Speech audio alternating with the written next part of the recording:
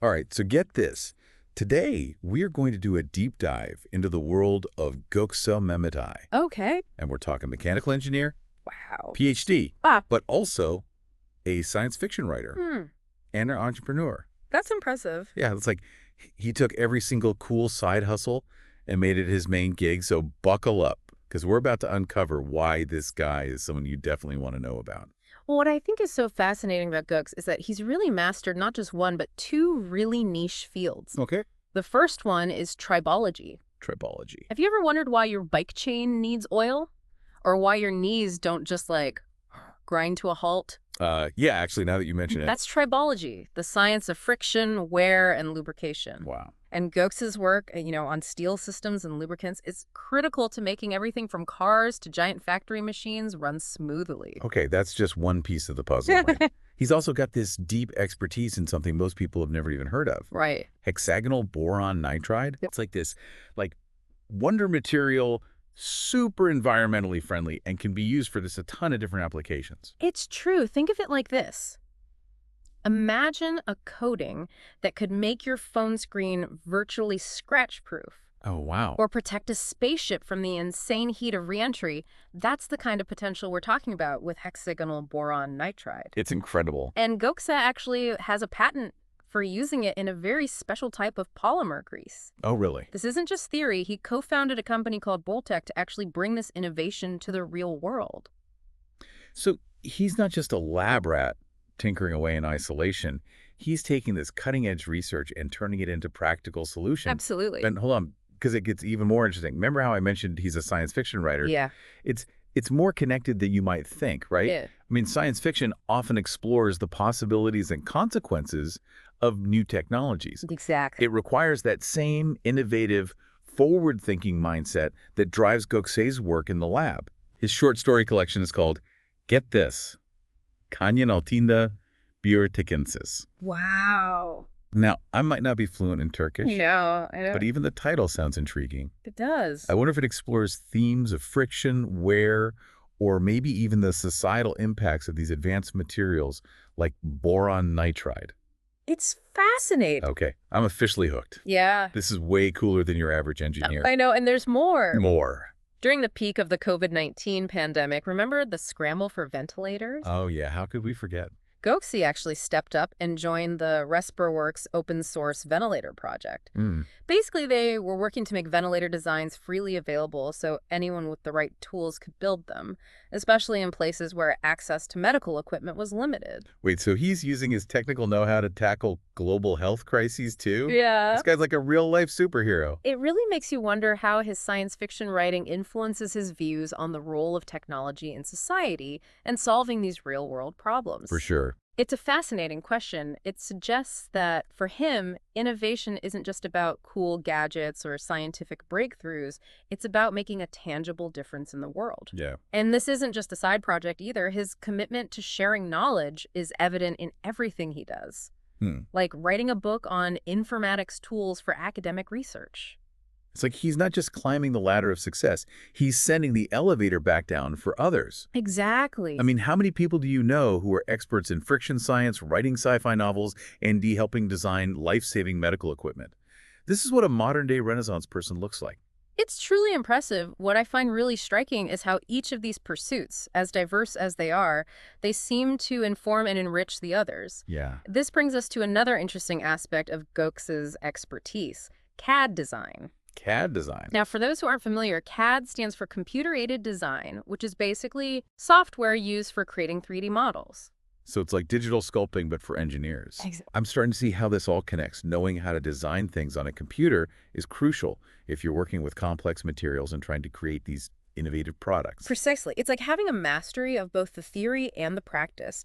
Gökçe can not only understand the science behind friction and wear, but he can also design the machines and structures that minimize those problems, from the ground up. It's like he's got this, superpower combo, deep scientific knowledge, and the ability to bring those ideas to life in the real world. It's this blend of expertise that allows him to see connections others might miss. It's not just about mastering individual fields, it's about understanding how those fields interact and influence each other.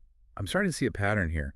Gokes isn't just ticking boxes on a resume. No. He's actively seeking out experiences that'll broaden his perspective and make him a more versatile innovator. It's like he's building this mental toolbox filled with diverse skills and knowledge, ready to tackle whatever challenges come his way. And that's precisely what makes him such a fascinating individual. He's not content with staying within the confines of any one discipline. Yeah. He's constantly pushing boundaries, exploring new territories, and blurring the lines between seemingly unrelated fields. Okay, before we get too lost in the big picture here, let's zoom in on a specific example of his work. Okay. You mentioned earlier that he was involved in a project investigating the effects of grinding on hexagonal boron nitride properties. Right. Can you break that down for us a little bit? Absolutely. Remember how we talked about boron nitride being this amazing material with tons of potential applications? Well, grinding is a common process used to shape and refine materials. Okay. Understanding how grinding affects the properties of boron nitride is crucial for optimizing its performance in those applications. So it's like he's not just interested in the what of boron nitride, but also the how it's made, how it's processed, and how those factors ultimately influence its effectiveness. It's a perfect example of how his diverse experiences and expertise continually intersect and inform each other. This isn't just about theoretical research. It's about getting his hands dirty and understanding the practical realities of working with this material. It sounds like Gokes' approach is all about connecting the dots. He's not just passively absorbing information. He's actively seeking out knowledge and experiences that'll help him solve real-world problems. And that's what makes him such an inspiring figure. He's a living embodiment of the idea that lifelong learning and a willingness to embrace diverse perspectives can lead to truly groundbreaking innovations. Speaking of lifelong learning, we can't overlook Gokes' dedication to teaching and mentoring. Oh, absolutely. It seems like he's genuinely passionate about sharing his knowledge and inspiring the next generation of engineers and innovators. Absolutely. He could easily focus solely on his own research and entrepreneurial ventures, but he chooses to invest significant time and energy in nurturing the potential of others. It speaks volumes about his character and his belief in the power of education. Okay, before we move on to part two, I have to know what stood out to you the most about Gokes' journey so far. What I find truly remarkable is his ability to seamlessly weave together his scientific expertise, his entrepreneurial spirit, and his passion for creative expression. It's a reminder that we don't have to limit ourselves to a single path or a narrow definition of success. The most fulfilling journeys are often those that embrace diverse interests and allow curiosity to lead the way.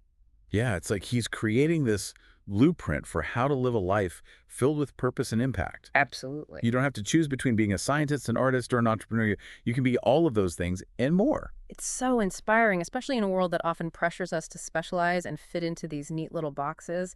Gokes' story is proof that embracing your multifaceted self can lead to incredible things, but it's not just about personal fulfillment, right? No, not at all. It's about the impact that he's having on the world. Exactly. And speaking of impact, we haven't even touched on his involvement with Junior Achievement Turkey. Oh, yeah. It's an organization that teaches young people about entrepreneurship and work readiness. Wait, so on top of everything else, he's mentoring the next generation of innovators. He is. That's amazing. I bet he's got some incredible stories and insights to share with those students. Oh, for sure. He also served as president of his local Rotaract Club. Now, you might have to remind me, what's Rotaract again? Think of it like a service organization for young professionals, Okay. focused on developing leadership skills and making a difference in their communities. So not only is he pushing the boundaries of science and technology, he's also deeply involved in making his community a better place. Absolutely. This is starting to feel like a real-life, too good to be true scenario. I know, it's pretty incredible, and there's more. He was even a district officer for Rotaract District 2430. Wow. Which means he was responsible for coordinating activities and initiatives across a wider network of clubs. Seriously, how does he find the time for all of this? I'm starting to think he might have discovered a secret time turner or something. Right. It's amazing what he's able to accomplish. What's truly fascinating is that he doesn't just passively participate in these organizations. Right. He takes on leadership roles. It suggests a genuine desire to not just observe the world around him, but to actively shape it for the better. He's definitely not someone who shies away from a challenge. Speaking of challenges, let's talk about his academic contributions. Okay. You mentioned earlier that he's published a ton of research on topics like coatings, laser powder bed fusion, and the optical properties of thin films. Right. I have to admit, some of that goes a little over my head. Don't worry, you're not alone. Some of these topics are pretty complex. Yeah. Laser powder bed fusion, for instance, is a cutting-edge 3D printing technique that's used to create incredibly precise and intricate metal parts. Okay, that sounds pretty cool. But why would someone interested in friction and wear care about 3D printing?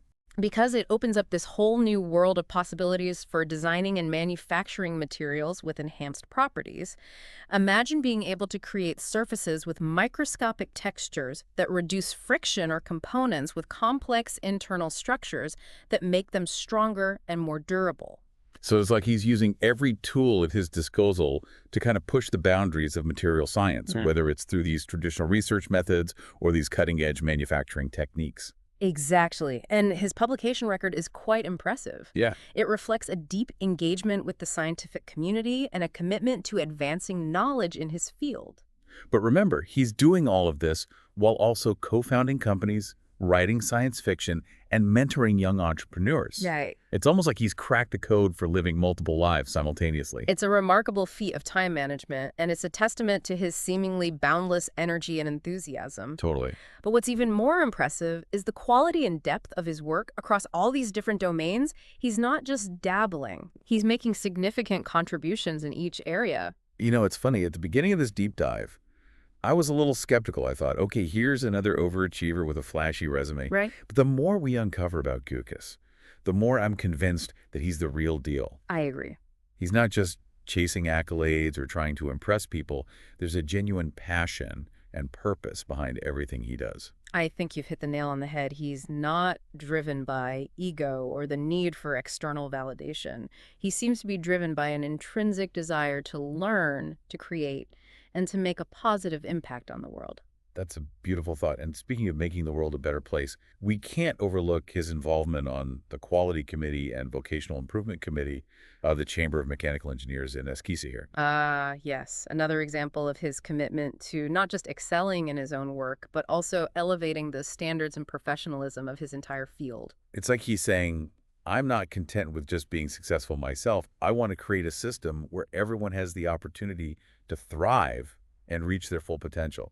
And that's a powerful message, especially in a world that often emphasizes competition over collaboration.